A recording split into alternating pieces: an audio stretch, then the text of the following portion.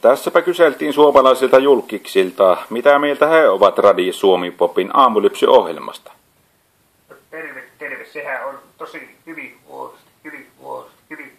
tosi hyvin nimittäin tehty. Minä ainakin kuuntelin. Entäs mitä sanoo Vesku? Mun mielestä mä voisin sanoa, että mieluummin aamulypsylle kuin iltakaljalle. Onko Nykäs Matti samaa mieltä? Mä oon sitä mieltä, että mitä mä oon illalla tehnyt, niin mä voin aamulla kuunnella sen Suomen Popin aamulypsystä. Onko tuo Andy samaa mieltä?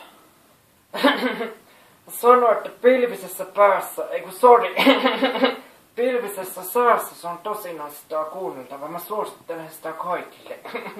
Yeah. Onko saa kuulla muuta mielipidettä?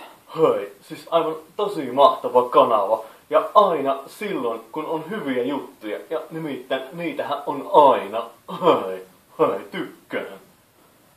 Ja varmaan Tuisku Antti tykkää myös aamulypsystä. Me tykkäsit kanssa, aina kun Hanit on karannut petoa irti, me fanitan teitä aamulypsy.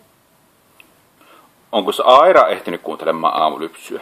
Aivan ihastuttava ja milloin minä lähden nimittäin aamulypsylle kun iltahumpalle.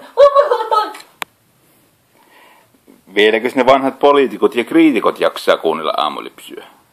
Minä kuuntelen aina aamulypsyä, kun minä olen töissä. Mitä se sanoo meidän kirjailija? Aamulypsyssä on minun mielestäni erittäin paljon jotain hihittelyä, mutta toisin sanoen se on nykyaikaa ja se toimii Suomen nykyisen kansan erittäin hyvin. Kuunteleeko nuo rokkarit tätä aamulypsyä? Hei, totta kai mä kuuntelen. Nimittäin kuuntelen säkin aamulypsy joka päivä. Anni, Perälä ja Vuorinen, mä fanitan teitä. Hei, rock and roll, tää on niin astaa. Kuuntele aamulypsyä.